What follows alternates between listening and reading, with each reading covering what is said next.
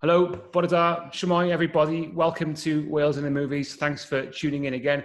Got a very special guest today, and it's filmmaker, writer, director, and documentarian Colin Thomas. Colin, how's it going again? Fine, shwmae.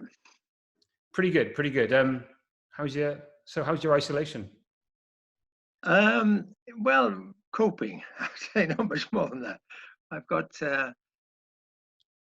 grandchildren who come around regularly into our back garden and maintain human contact, so that helps a lot. Through a sheet of perspex or something like that, yeah. We're in the house. My wife and I are in the house, and they come into the back garden. Okay, cool. You're in Bristol then, yeah? I am, yeah. And is it as sunny as it is in Cardiff? Because it's a glorious day, wonderful spring day. Yeah, it's really well timed because I got a bit of a suntan yesterday just in preparation for recording this today, you know. But yeah, so let's crack on. Let's go straight into it. For the viewers, we're going to talk about Colin's career, influences leading on to the 80s and the series, which I'm sure that most of the people tuning in want to hear about. So I'm going to start, Colin, by asking you some questions about your early career. And your life, of course. You were born over in the West, right? Is that right? I was born in Carmarthen, and then quite early on, the family moved to Cardiff. Okay. And so my schooling was in Cardiff. Ah, right. Okay. So Welsh-speaking family or not?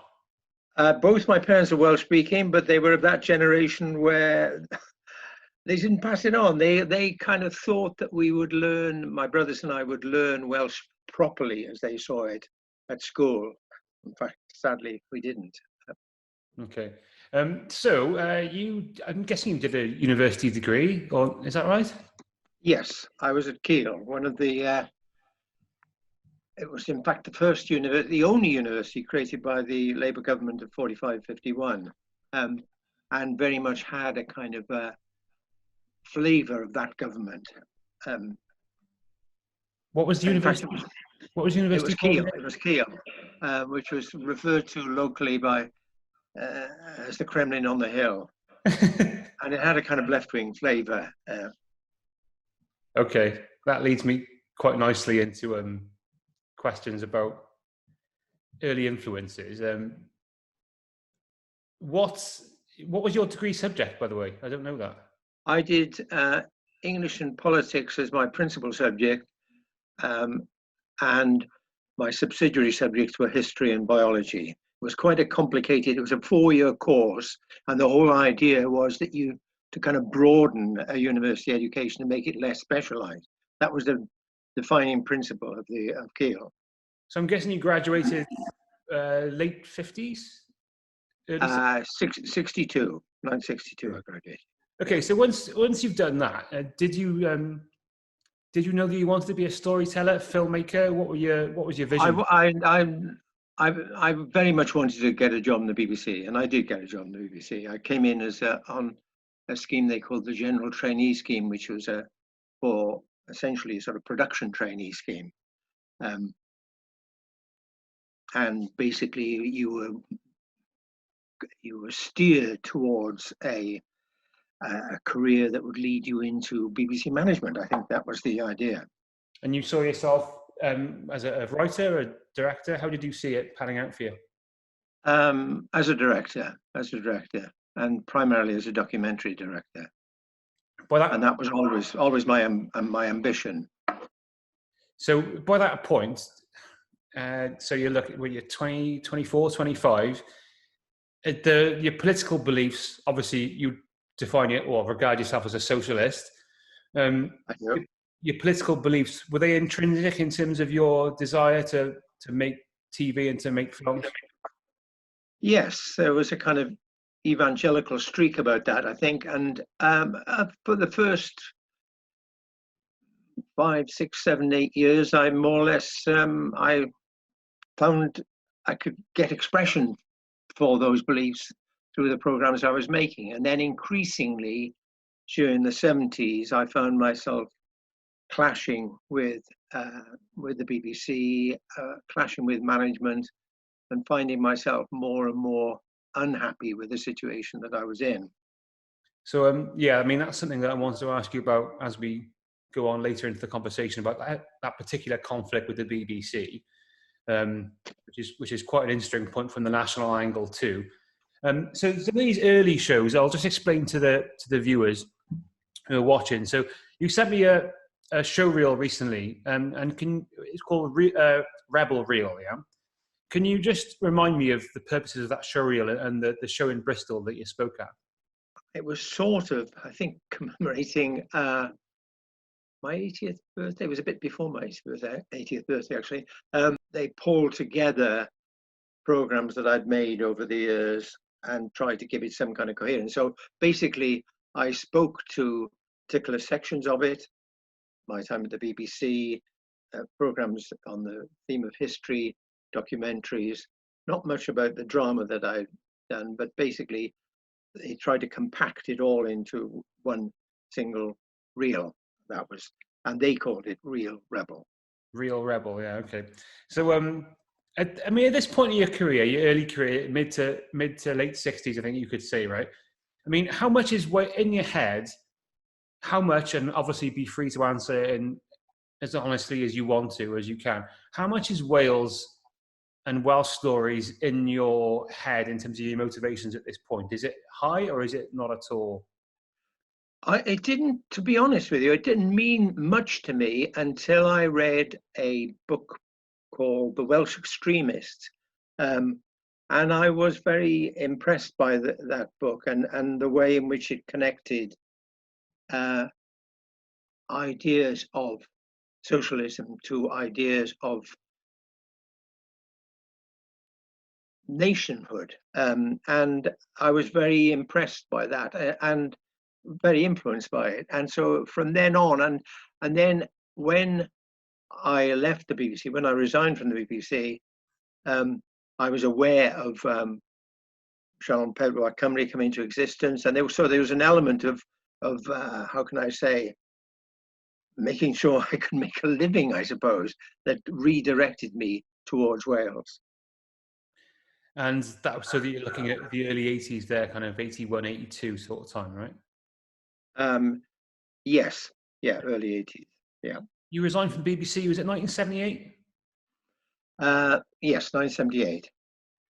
So just going back to these early documentaries you made, so a lot of them for BBC Bristol, is that right? Yeah, that's right. And yeah, had you kind of, by that stage, had you based yourself in the southwest of England? Is that where you kind of ended up? Yes, when I finished my training in BBC as a general trainee,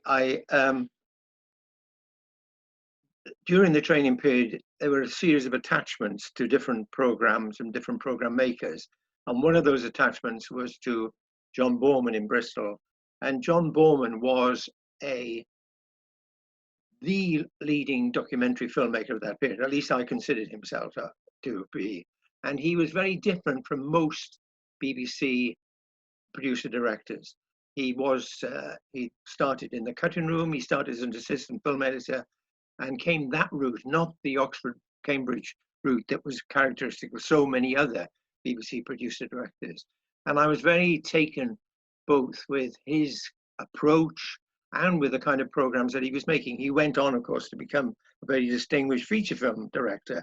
But basically, I was attracted to his setup.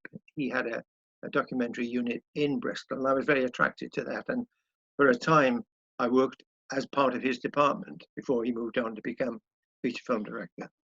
And you wanted to tell stories, I'm guessing, about class struggle, revolution, and minority. So I was looking at the documentary "Celebrate What," or I suppose with the question mark at the end of the title, it should be "Celebrate What."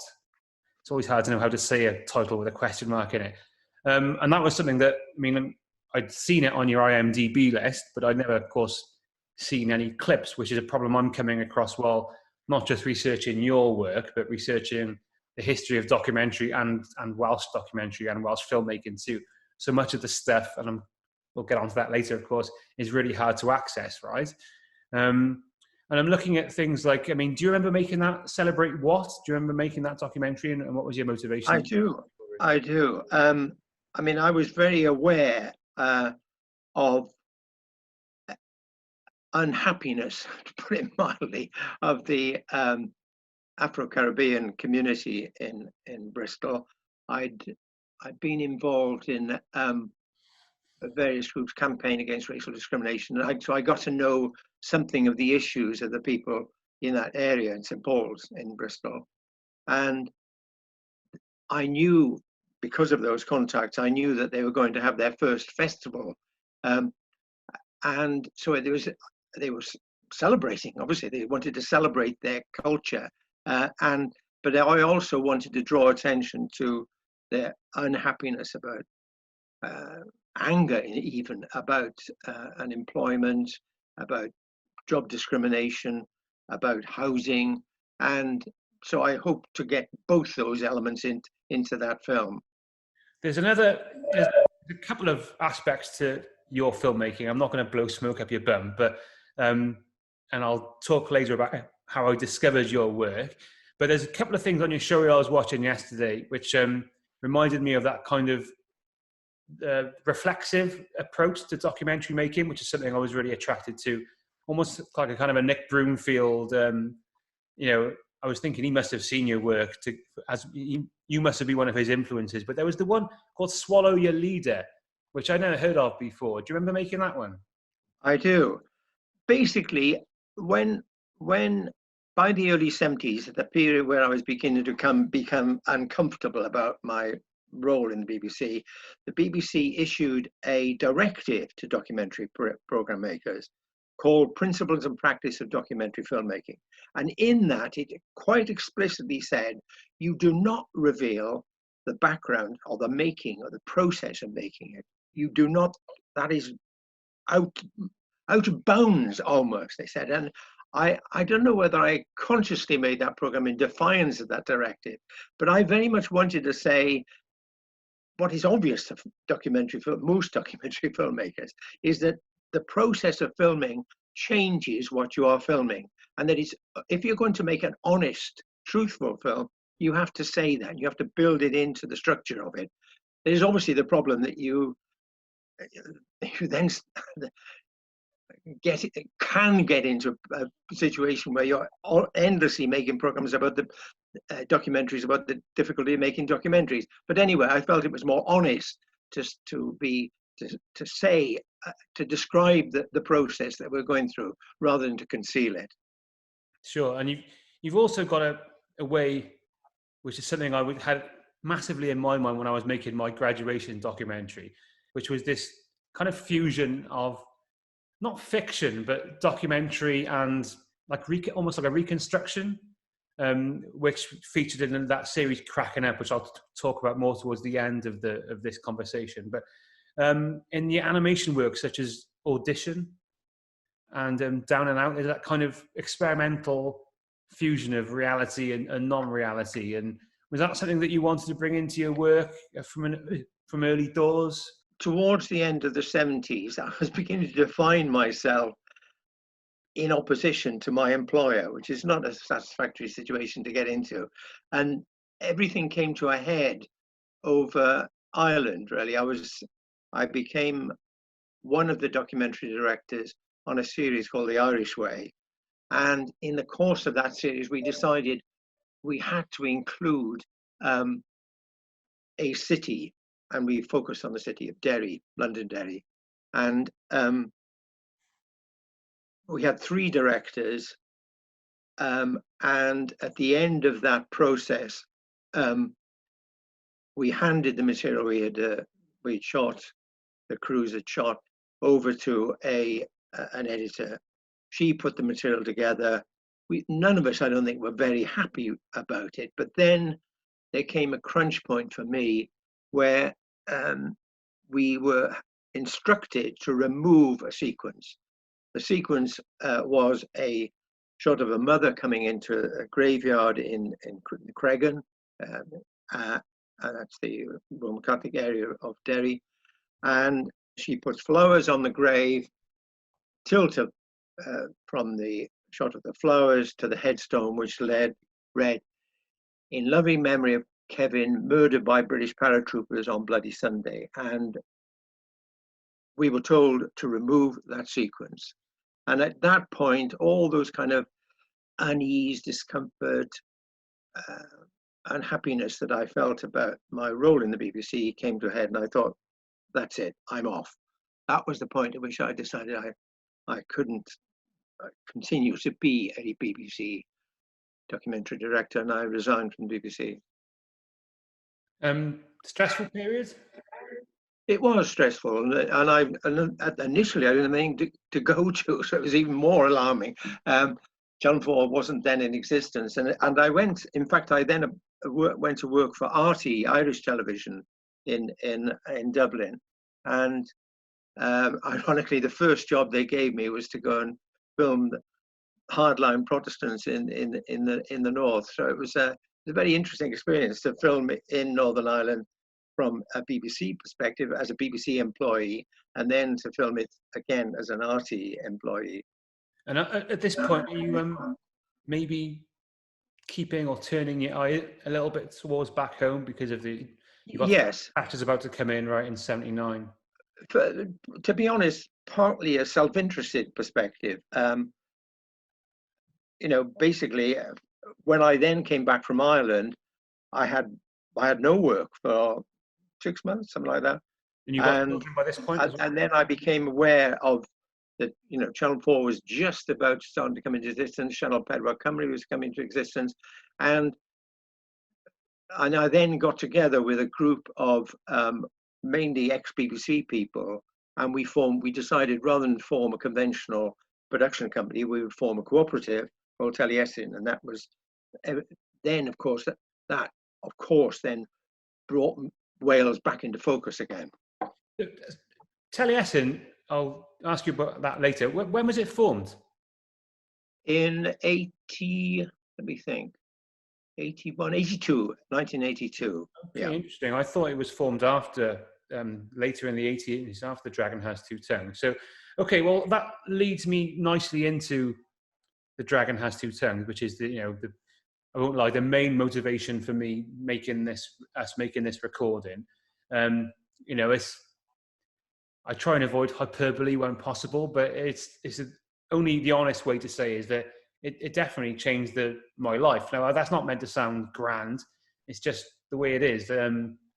It changed the way I thought about Wales, the world, and it's occupied a lot of my thoughts since, to be honest. Really quite strange. So this is, as you say, quite well timed. Then from a personal motivation perspective, you naturally end up turning your eye back to Wales. So I'm going to ask you about the inception of this series. How did it start?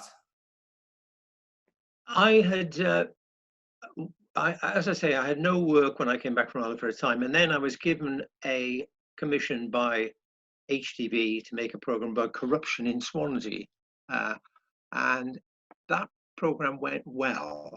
John Morgan was the presenter, and I think HTV were pleased with it. I got a terrific review in The Guardian for a program I made about John Lilburn, the leader of the Levellands group, insofar as they had a leader.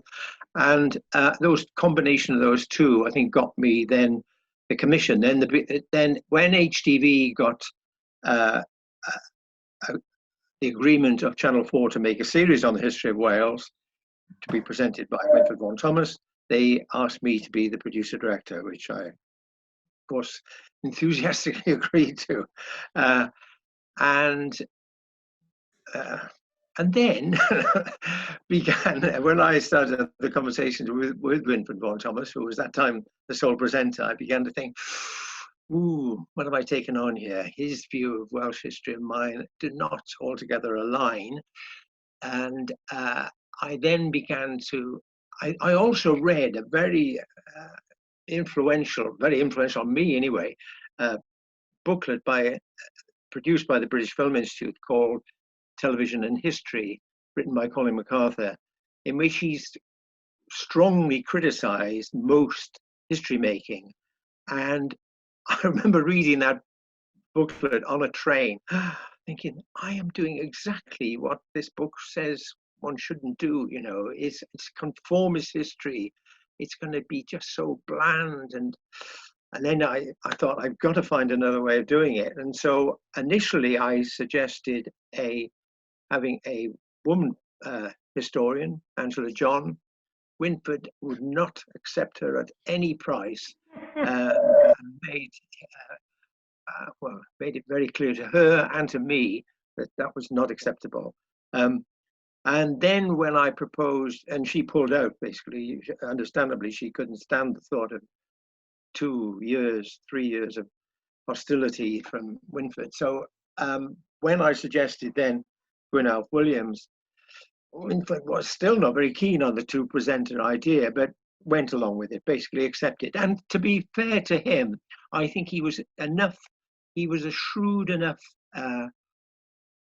program maker to see that there was something in it that might be a little bit different, a little bit fresh. And so he then agreed to the two presenter approach. I mean, thank God for that decision. I mean, I think the two presenters are great. I mean, I'll talk about your direction and have done, but that for me is the key to how you could still show this to students, kids, and regardless of the aesthetic quality, obviously, you know, filmmaking develops, but you can, it's got so much energy as a result, and those two, you can find your own position. You are free to find your own position, whether it's between those 2 points or whether it's even wider than those 2 points, because of that dynamic, you know. And without that, I'm probably turning, as a 25-year-old guy at the time, I'm probably turning it off after 1 or 2 episodes without that duality, really. So it's fascinating to hear that was as a result of kind of you reflecting on your work and as a result of your input, because I mean, that was going to be my next question. Was that I didn't know whether from the start the treatment was to have the two presenters. So until then, it's just a standard documentary history series, right? Yeah, indeed. And right. You know, and also from very early on in that concept, we wanted to turn viewers from passive viewers into active participants, so that we produced these document packs, primary sources, 4 of them altogether, and created this network. You could do that then through the Channel 4 education officer, and the HTV had their own education officer, Bethany Eames, who did a really good job setting up viewing groups who could then debate and discuss the content of each program. Something like 150 of them altogether, and not only in Wales as well, throughout the UK, education. So it became a kind of educational initiative as well as a television series. The educational quality for me is the key, which is that, I mean, you can make this series available for adults to view in their own homes, but for me, as you say, I mean, I'm an English language teacher, as they call it, you know, EFL. I teach students how to learn English, and I'm of the opinion that in most cases you can't actually teach this, but you can provide the environment for the students to learn. And I think that's transferable for any subject. And, you know, for this series, you're looking at Welsh history, but also documentary. You can teach this series as the history of documentary, because, I mean, I've never seen anything like it since, in terms of that, you know, the two approaches, the dual approach. But also, like you say, you give the students, the learners, the ability to work it out for themselves, and you remember more when you contextualize it and you work it out for yourself. And I mean, that's one of the many reasons, not just the national perspective, why I want to see this documentary series as part of the school syllabus. You know, I think that that's where the essential future and the legacy should be, is for students, whether they be film or history students, to be able to watch this and work out their position as a result of the debates, you know. And I'm going to ask you on that topic, at the time, what were your hopes? Obviously, you make documentaries. You're a storyteller. You're a left-wing, you know, rebellious storyteller. What are your hopes in terms of the impact for the series when you start making it back in 1980, 1981? Well, exactly that it would reach a wider audience outside academia. I mean, it's very easy to reach to an audience of people who are already interested in history. But I think both, well, Gwyn in particular, well, all three of us, to be fair, wanted to reach a wider audience. And I had a really good Welsh-speaking researcher, Medwyn Roberts, who would also make sure that I didn't neglect or omit important language issues as well. And that was really important. I mean, I did get criticised in the Welsh language press because it was, I think one of the headlines said, the dragon has two tongues and both of them are English.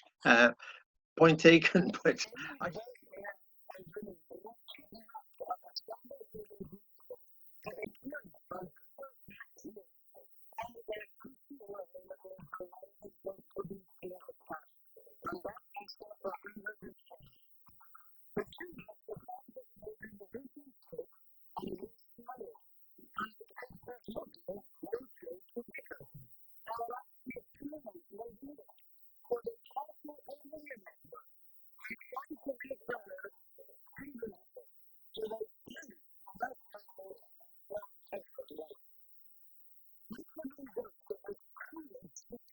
Episodes 1 and 2.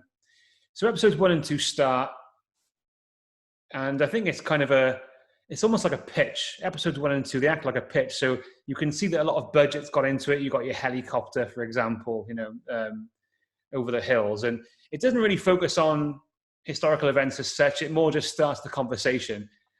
What do you remember about those two episodes and making? Well, what I remember in particular was that program 1 was so contentious that it was the last one we shot. I mean, I could more or less agreed. I mean, Winford laid out a 13 program plan, which I disagreed with, and then I rewrote it. And in fact, I just found my restructuring of his, which moved it much closer to the present.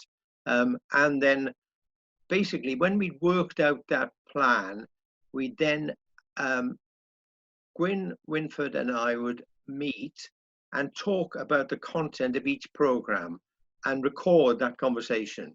And then I would turn that conversation into a treatment, a sort of skeleton outline of how the program would form. But program 1 was the most difficult and was the last one we shot. I think it was the last discussion that we shot, although it was the very first one in the series. When they're meeting when they're meeting. Yes, and actually, ironically, when we actually did it, the moment they were quite pally on the Uffington White Horse, and I thought, oh no, this isn't good enough. So we went back to the Uffington White Horse without the helicopter this time, and reshot it. In fact, I think reshot it twice, if I remember rightly, so we got that first discussion was so important in terms of engaging viewers that I felt we absolutely had to get it right. But by then the weather had got a lot colder, and they still had to dress in the way they were when they met from the helicopter. So I remember it all being a bit of a nightmare. And then in the end, we thought, at last, we've got it. I mean, it's your storyteller's, currency, isn't it? That conflict, and you get the most out of that. Again, without that conflict, the series just kind of, it becomes like any other documentary series, as opposed to something totally unique. So, but I didn't know you filmed that at the end. Yeah, that was almost. I think my recollection is that was almost the last thing we shot. The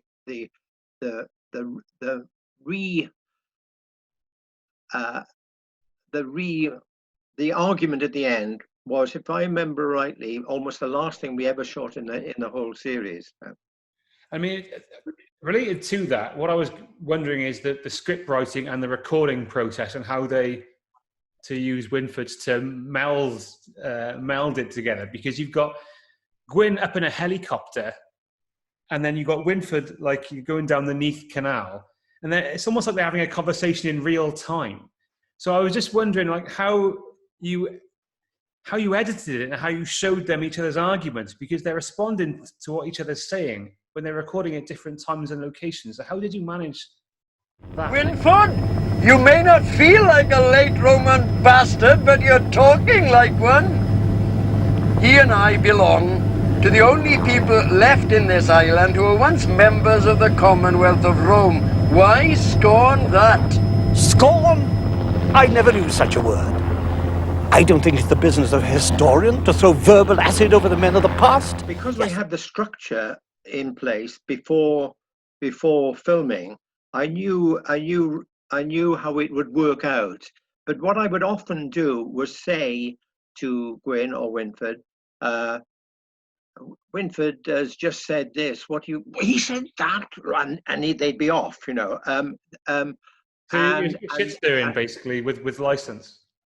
Yes, there would be a bit of that, but and as they got closer to the present, those arguments got more and more deeply felt, more and more acrimonious. So it would be, you know, by the time we got to the 20s and 30s, sorry, I'm jumping ahead, the 1920s and 30s, I'd quote what Gwyn had said to Winford, and Winford would say, he said that, that's absolute rubbish, you know, you've got to let me reply to that. So I'd record his reply, and then I'd recount this to Gwyn, and he said, you mean to say he argued? Oh, come on, I've got to have an answer to that. And I said, look, we've only got half an hour. We've got to compress this into 1.5 hours. So it was often quite, and there was one famous occasion in Aberystwyth where it got so acrimonious. I thought the whole thing was going to fall apart.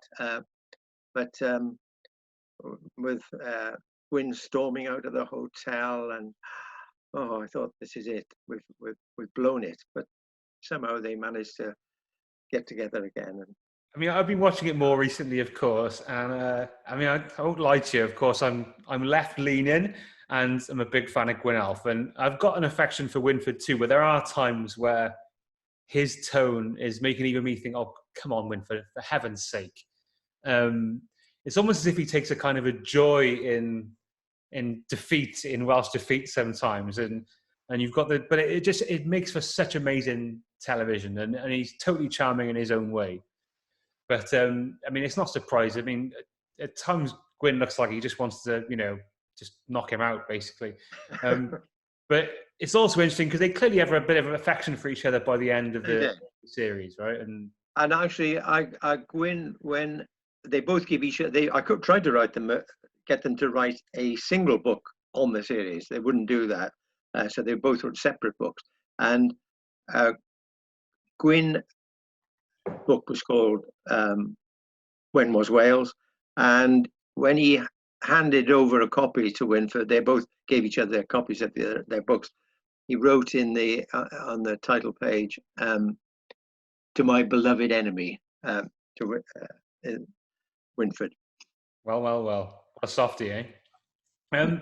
So you jumped forward a little bit there. I mean, episodes 3 to 7 for me are the most appealing.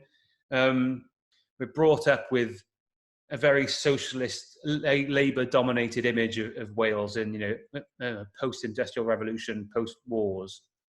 And although, of course, I can have my own opinions and reactions to that period, by this stage in my life, even I've already seen a lot of that as someone brought up in Penarth.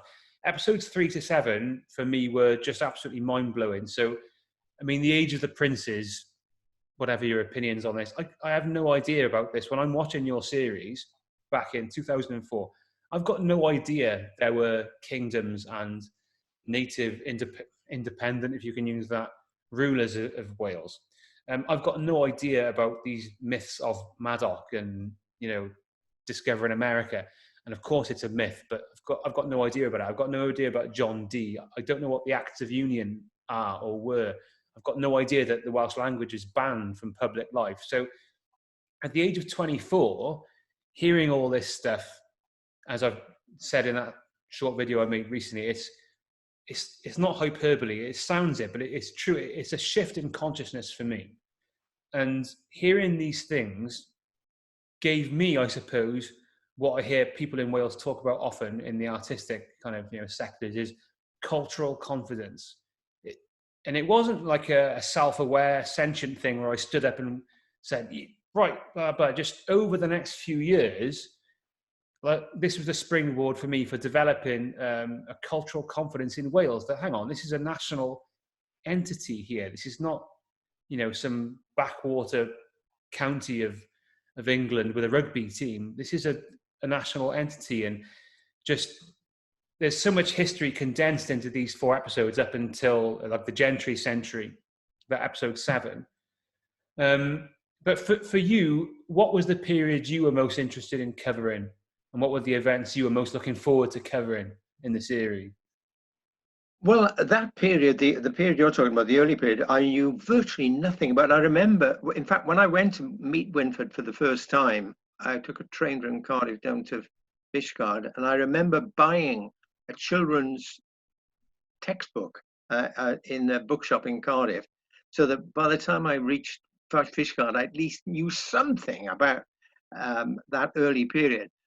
Because although we did Welsh, a bit of Welsh history at school, it was all Industrial Revolution, Chartism, that kind of thing, 19th century history, virtually nothing about that period. So it was all new to me. So what I was trying to get over was that sense of revelation of fresh information that had illuminated Welsh history for me, trying to get it over to a wider audience. And that was big. I remember when I started working on it, I met a friend of mine who did a series on Irish history, and he said, "Oh, you've got 13 episodes. Well, you do 3 on the period up to 1900, and do the rest of the other 10 on from then on." His argument was, "You've then got archive film to work on." And I said, "Oh, no, that would be a complete distortion of Welsh history. I've got to find a way." He understood the problem of how you visualize it. How do you get pictures for periods where obviously there's no archive film, but there's very few pictures of any kind. And that's partly how I arrived at the animation notion. The idea of taking period drawings and then animating them was one way of overcoming this problem, because television demands pictures, and this was the way in which we solved the problem. I hope we did anyway, of covering important information that had to be in a Welsh history series, but was very, very difficult to visualize, to provide pictures for.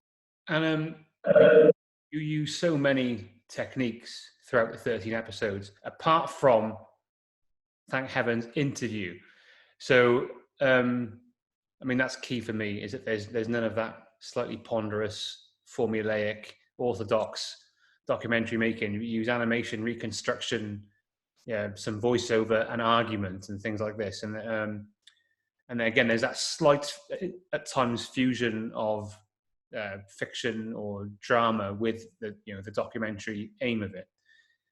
But in terms of budget, were you coming up against any problems at any point? I didn't. I must say, I kind of expected it. I expected somebody to breathe on my neck and say, "Oh, you can't." I remember every time we got the helicopter up, I thought, "Oh God, this is what was it, £1,000 a day?" And thinking, "Oh, this is going to be gobbling up the resources." So if we took I remember once that wonderful shot of the sailing ship. The ship had sailed from Swansea, and they told me they were going to tell me when they were left, so I could film it going out of the harbour in Swansea. And it just went, and I thought, "Oh no, we've missed the Golden Hind." And so I phoned up the helicopter, got the helicopter there and then, and we pursued this boat, this sailing ship, the Golden Hind, into Cardigan Bay. And then I thought, "Oh God, we're spending £1,000 for just this one shot. We must film other stuff on the way back." So I'm searching for things to film, like Carrick-Kenning Castle on the way back, to try and justify my the expenditure of £1,000. Well, I tell you what, getting this one shot. It's a pretty good shot, and this is again this is one of the moments for me when the goosebumps are going now, because I got Gwynalf's words in my head when you got that shot of the sailing ship, which is The Welsh, the people of the first English colony.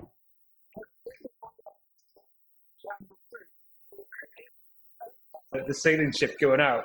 And by this point, I'm just kind of in my chair, just kind of like this, you know. It's such a good combination of music, imagery, and you know, and words. That's one of the best moments of the entire series, I think. And fair play to Robin Williamson, who provided the music. You know, those every now and again it really lifted it to a new dimension. But I remember hovering around the Golden Hind and shouting to these guys below, "Get under deck," because they were all dressed in kind of t-shirts and jeans, you know. So I was persuading them to get out of sight so that we could get the shot we wanted. Moving into episodes 8 to 12, I think we're looking at nonconformism and the rise of socialism and the left in Wales. Did you find yourself having to rein yourself in at all here? Well, I always tried. When I was doing the Winford bit, I thought of myself as like a barrister. Obviously, I was more sympathetic to Gwyn's argument on the whole, but I always thought I tried to see myself as a good barrister would do. I'm working now to present Winford's argument as persuasively as possible, to give it as much visual impact, as much visual strength as the Gwyn sections. That's what I aim to do. But there are, you know, there are obviously moments when, and the nearer it got to the present day, the more difficult I found it to stick to that rule that I gave myself.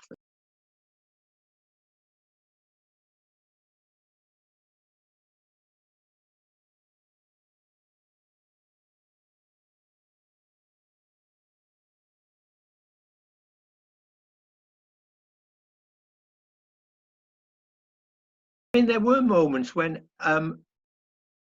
Winford persuaded me that, you know, it's all very well to see them as capitalists, he would point out, but these people were risking their own money. They didn't know if they were going to find a coal seam. They were risking their lives. They were risking their money.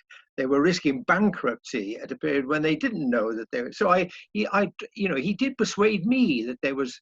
You know, you can't paint capitalists as evil. You've got to see them as enterprising men who they were overwhelmingly men, of course, risking all in the hope that they would find coal or might make steel. And so, you know, I think he persuaded me of that, and I hope we put that over convincingly. The episode on the Merthyr riots, another one which sticks out for me for the direction. Was that one that you remember making, or one that you particularly enjoyed making? Because I feel that you're kind of growing in confidence, or demonstrating a lot of confidence as a director in that particular episode. The camera's moving around all over the place. You've got Winford strutting down the street, and then Gwynarth Williams bursting out of the door to respond to his point. Is that one that you remember enjoying making? Well, I remember writing it and then thinking, will Winford agree to this? Because in effect, it puts him in the role of the troops that came in to suppress. But that's when I think Winford sensed, because he was a good filmmaker, he was a good television. You know, he knew about television, and he could see that was a more exciting way of doing it rather than just doing it as sort of straight pieces to camera. The end of the series, and I'm going to start talking about the last episode now, which for viewers who haven't seen it, is the last episode is called "The Death of Wales." Were there any questions? Yeah, okay, good. Were there any objections to that title from either of the presenters or anyone on the production? Not once. What did we call it originally? I just found the original draft. I know all it says is nationalism v Labour. So no, the title arrived much later, but I think the question mark is what made it acceptable, as it were. The dream palace becomes the dream factory. And in the basement, no doubt conjuring more of those dreams, my colleague, Winford Vaughan Thomas. Winford commentary, the last 5 years, take 1A. I admit that the referendum vote came as a surprise to me. I came up with this idea of that I would put together a sequence that told the story of the last 10 years in Wales, that I would choose the images and then present it to both of them, but to put on their own narration. And they both liked that idea. I think they were both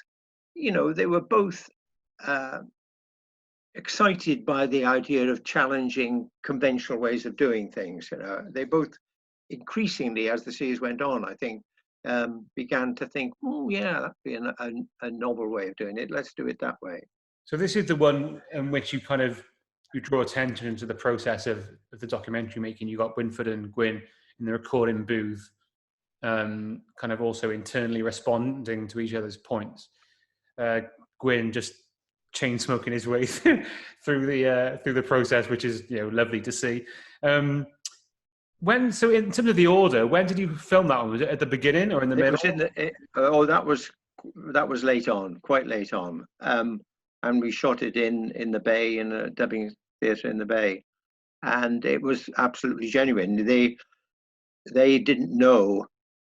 They knew that I handed over that piece of film, the edited film, but they didn't know what the narration was going to be until they actually got into the dubbing studio and heard each other for the first time. So Winford's reaction, oh, he's off again, was completely genuine. Was Winford okay with Gwyn literally having the last word?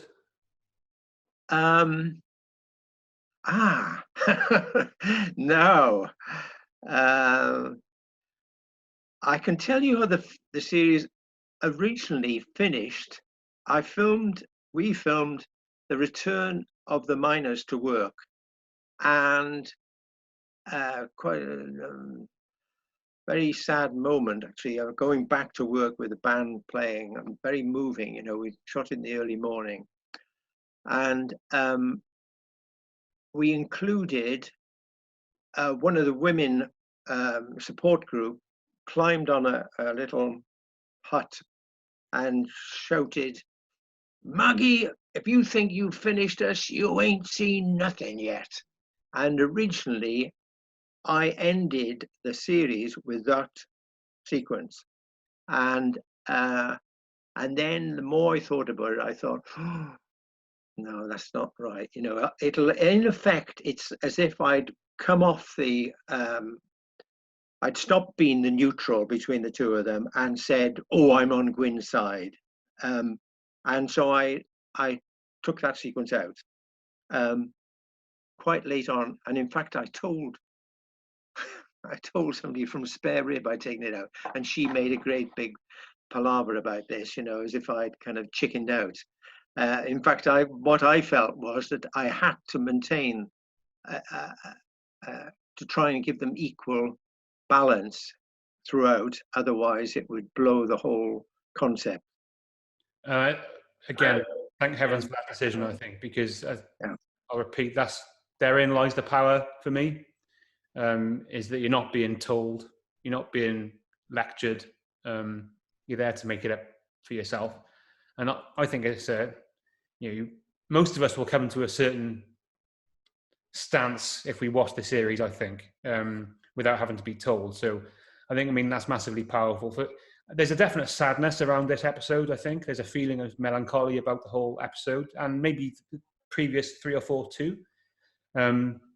Gwyn talking about Capal Celyn, again, this is something that, watching this at the age of 24, being given this series by my dad, probably if my dad had known the effect it had on me, I don't think he would have given it to me. He was making a documentary with you at the time about the Spanish Civil War. That's how and I think he was happy with me finally taking an interest in history, whatever that may be, and it was Wales. So he just thought, I'm making a documentary with Colin, I'll get Nick this documentary about Welsh history. So watching this 2004. I'm now watching the last episode, and I'm looking at Gwyn at Capel Celyn. And I mean, this for me, it elicited so many questions inside me. I mean, chiefly, how could this have happened as late as 1965? That, I mean, now, of course, it's just part of my knowledge kind of base. But then it was, what? How could this have happened as late as that?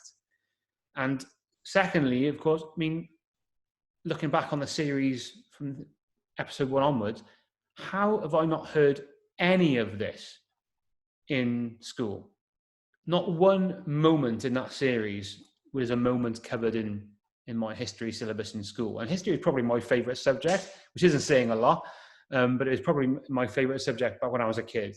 And not one moment here was covered in my history. And I'll talk a little bit about that later with regard to Taliesin and writing on the line. But within the parliamentary democracy of the United Kingdom of Great Britain and about a half of Northern Ireland, the Welsh, if need be, could be drowned by a democratic vote.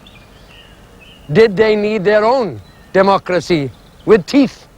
and I'm going to use the word which many people are scared of, was the moment I basically became a Welsh nationalist. Now, I'm happy to use the term nationalist. If it's good enough for Gandhi, it's good enough for me. I know what my nationalism means. And as I said on the video the other day, I didn't watch this and immediately spring into action and go, right, you know, Wales has got to be a nation state on its own right. We've got to have independence. But I think at this moment, I think that's the key moment for me when I became a Welsh nationalist, to discover that not one MP in Wales voted for this, yet, as Gwyn would put it, they could be drowned by democracy, by British democracy. I mean, for me, the process was a no-brainer from there on in. And I mean, were you making this episode thinking that this is going to have this type of impact on any one person in the future? You know, obviously that was going to be a very, very crucial moment in Welsh history. And don't forget that when the series went out, Wales had voted against having its own assembly, its own Senedd. And I'd like to think, who knows, I'd like to think that that series was one of the factors that shifted Welsh opinion to vote in favour of the referendum. There, I've come out of my neutrality. Actually, I suspect Winford would probably have favoured the Welsh Assembly as well. Okay. Yeah, it's I mean, there's a lot of power in that.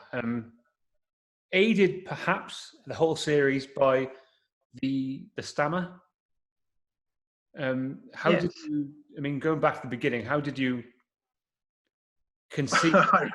I remember the very first piece to camera that Gwyn did. It was looking down from above Aberystwyth, and I remember the cameraman, very good cameraman, Peter Thornton, taking me aside and, do you realise this guy's got a stammer? You know, more or less saying, what have you done? You've put this bloke, he's going to be the co-presenter of a major series, and you've chosen someone with a stammer. But of course, I got the impression that as time went on, his stammer decreased, actually. He got more and more, especially Tryweryn. I don't think there's any sign of stammer at Tryweryn. You know, the more angry and more eloquent he became, he could use the stammer as well, like Nye Bevan did. Nye Bevan had a stammer, and he could use it to create a tremendous sort of emotional force behind what he was saying.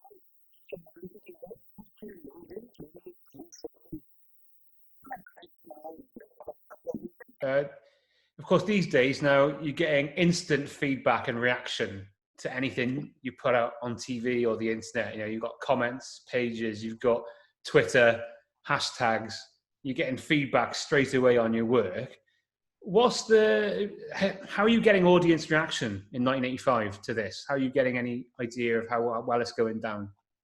Picking up through the education officers, and Channel 4 were getting ratings, and they were very pleased with the ratings it was getting. So from that point of view, it was fine. It mattered less then to be than it increasingly people would look at their ratings the following morning. It didn't matter that much at that stage, but obviously, if Channel 4 was still establishing itself, and they were very pleased that it was getting and holding an audience outside Wales, which is crucial, really. And I think that was part of my original thinking. I've got to find a way of presenting this series that is of interest to a non-Welsh audience, to a Scottish and English and Irish viewers as well as Welsh viewers, and that doing it as a dialogue, contrasting positions, was a way of making it about the nature of history, about historiography as much as about the particular issues of Wales, was a way of reaching out to a wider audience. Yeah, that's something that Gwyn's really good at as well. I mean, Anne Winford, to be fair, is talking about the regurgitation, the recycling of myth and legend, and how they play a part in bringing that history forward as well. So, like, I'm not sure if you saw American Interior, Griff Rhys's documentary film. I did. I loved it. It was fantastic. A really imaginative way of doing it, and the way, again, not only a television series. He's done a book. He's done music, connected it, widened the whole way of approaching it. I was very impressed by it. So I tried to put this. I came to your house, I think 2012, 2013, something like that. We had a chat, and I wanted to put this on YouTube. I mean, I want this to be in our schools. This is what I've come to realize over the last 2 years. I tried to, for the viewers who may not know, I tried to put it on YouTube in 2017, each episode. And I thought I'd get over any copyright issues by kind of putting a segment at the beginning and end, so I could claim it was for educational purposes. Anyway, I got into a spat with ITV Wales, who were very polite, but basically said, give us £143,000 and you can put it on. So I just went, yeah, I'll just look behind the couch. And obviously they gave me a strike warning on this account and said, don't cease and desist, don't do it anymore. So I wasn't going to mess with them, and I couldn't upload the series. And there was a bit of a reaction. I think the National Library got in touch with you and put the series on one episode every week, I think, for a few months.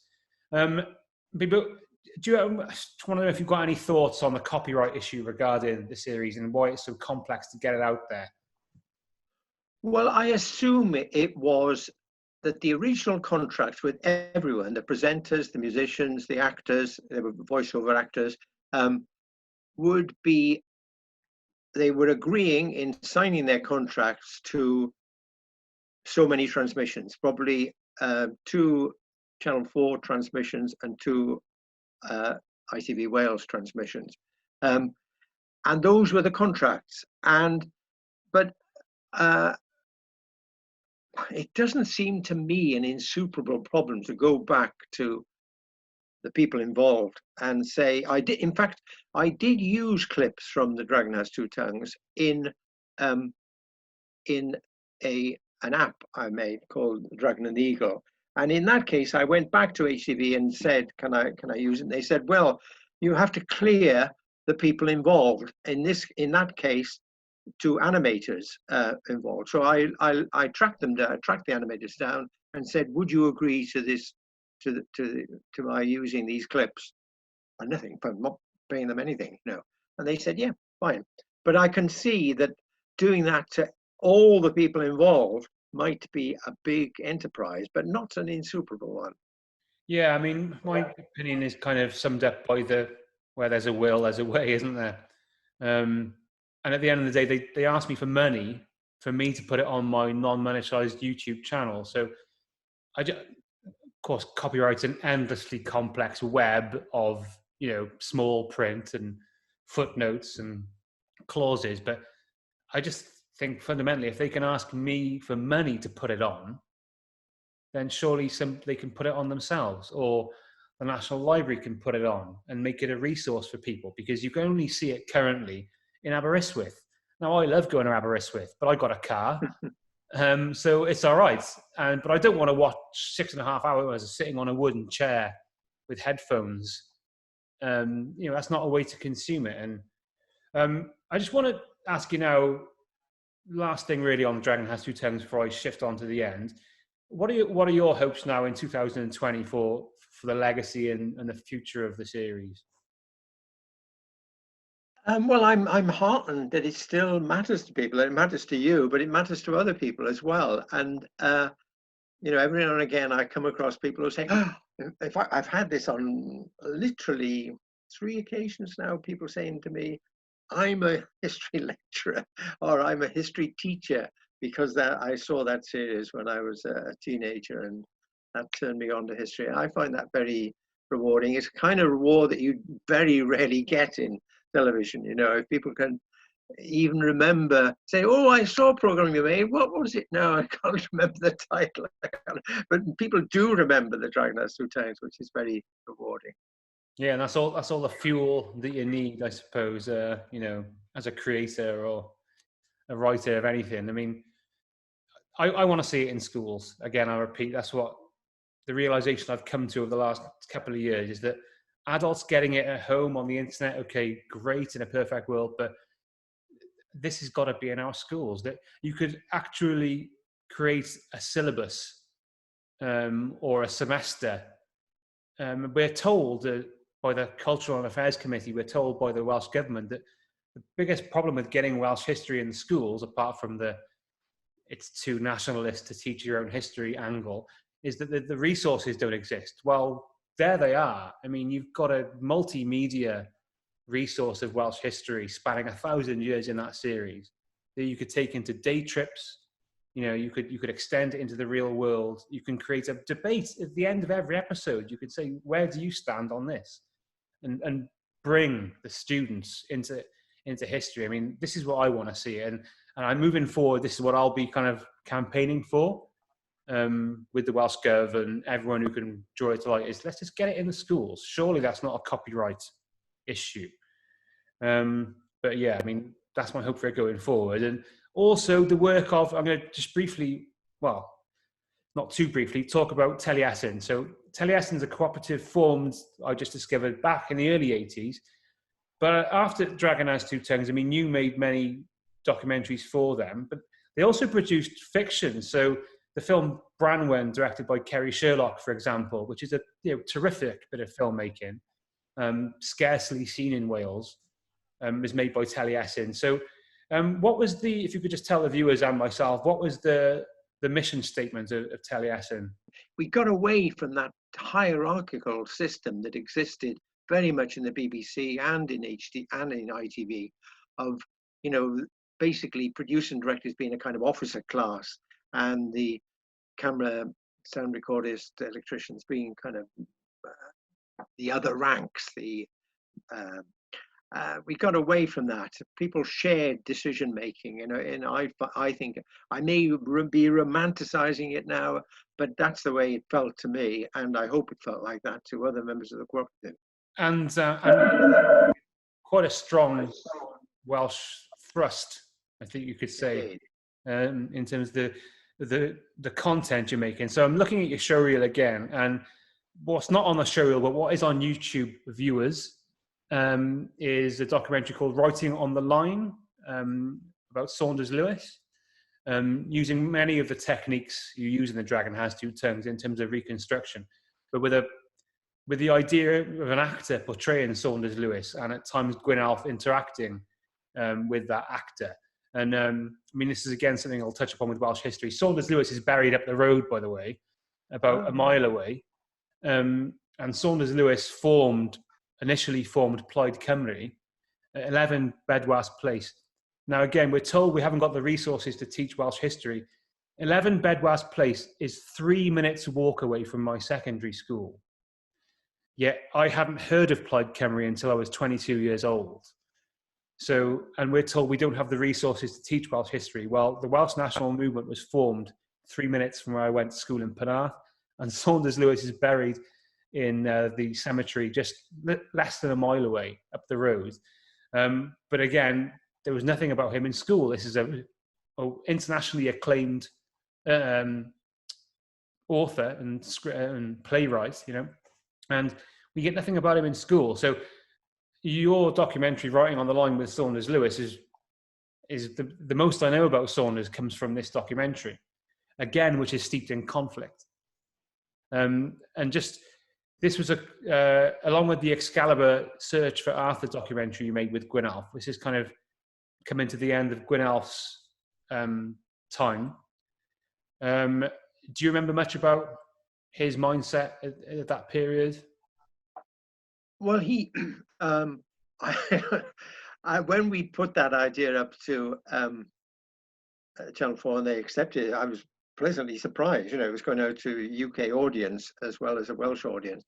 But I remember Gwyn saying, "Oh, I'm going to spell out what an anti-Semite, what a right-wingery Saunders was, and I'm going to write a piece for Planet about it." And I said, "Gwyn, please just hold off. You know, write the piece for Planet when we've got the thing transmitted." He said, "Otherwise, we won't get copyright clearance on the plays from the family." "Oh, I'm going to put it on it. Oh, don't try and you're being mealy-mouthed about this. You know, got no guts, no fighting spirit." And anyway, he did. Thank goodness he did. I did persuade him not to antagonize the family before we even started the series. Before starting the program. So we did. And actually, what was interesting was that although he had contempt for Saunders Lewis's anti-Semitism as he saw it, and his sympathetic attitude towards Franco and Mussolini and Hitler in the 30s, I think I still believe to be beyond dispute. He had enormous respect for his writing and for his concern for the language and concern for his nation. You know, so I like to think that that the finished program, the eventual program, did contain some of the ambiguity of Gwyn's attitude to Saunders, an ambiguity I share, was reflected in the program. And also in Dragon Has Two Tongues, it's something I wanted to mention is the absolutely, what I take from it is the just essential paradoxes of these men, Gwyn and Winford. They're both kind of defined by some pretty fundamental contradictions, and like Saunders Lewis definitely so as well. There's a balanced picture to be painted there. Also, cracking up the series that you made, was that Taliesin or Channel 4? That was Taliesin, made for Channel 4, yeah. Contains what I saw yesterday when I watched your showreel, the most mind-bending image of Gwynalf Williams standing in a reconstruction scene with Tim Roth, right? That is Tim Roth, isn't it? It is Tim Roth, yeah. So, and you mentioned when we spoke yesterday, they became quite good pals, yeah? Yeah, they hit it off. They enjoyed a drink together. No, they were, and you know, Tim Roth comes over in most of the roles he's given as an actor as this very aggressive, you know, somebody who punch you in the teeth as soon as. But he was an absolute delight to work with, and you know, we got on very well, and he relished the role, and he relished listening to Gwyn talking about history.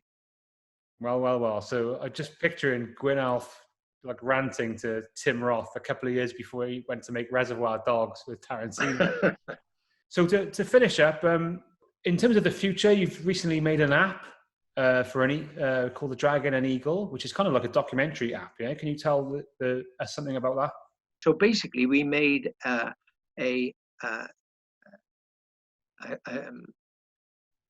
told the story of Welsh emigration to America through an app, bilingual app, and all the limitations. You could overcome the limitations of making the thing visually by having the text alongside it, and all the limitations, all the kind of excitement that you can get through visual communication, you could put in the visual material. So basically, each of the chapters has a short video, and it also enables you through the app to go direct to primary sources, in the way that in The Dragon Has Two Tongues we had to produce 4 document packs. In an app, you can put all that material into one creation, basically. And I think digital publication is going to become increasingly important. And I'd like to see, and I'm working now on one that will be finished very shortly, called Picture in the Past, again bilingual, which will try and tell the history of Welsh film, bringing up to date Dave Berry's wonderful book, Wales and Cinema. Mm-hmm. Oh yeah, for anyone who's interested, here it is. This is the Bible.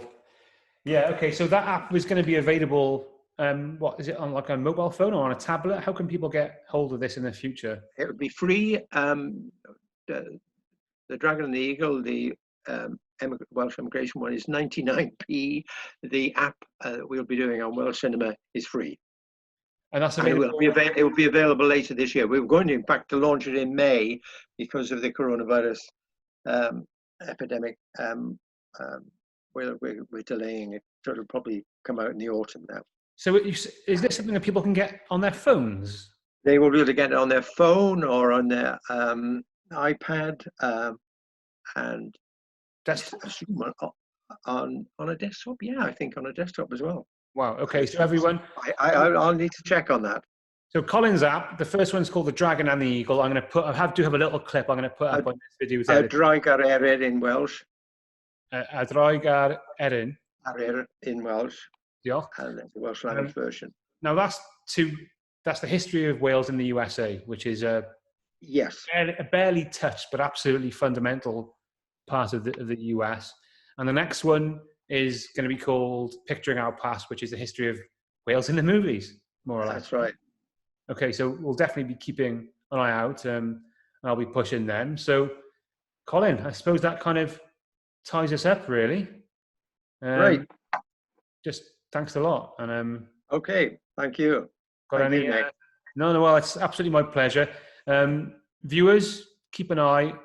One beautiful thing about this lockdown is that it's given plenty of time to do creative projects and kind of get a move on. So I'm going to be hopefully writing to various agencies in Wales and looking to at least continue to extend this series and keep the battle to get it in public in people's minds. And that's something I'd very much like to continue.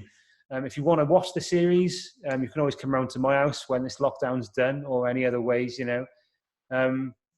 As for that, please subscribe to Wales in the Movies, share a video, share this if you like, and email us with any questions. So this is Nick saying ta-ra, and Colin, what do you want to say? Diolch yn fawr, and keep safe. Diolch yn fawr. Ta-ta.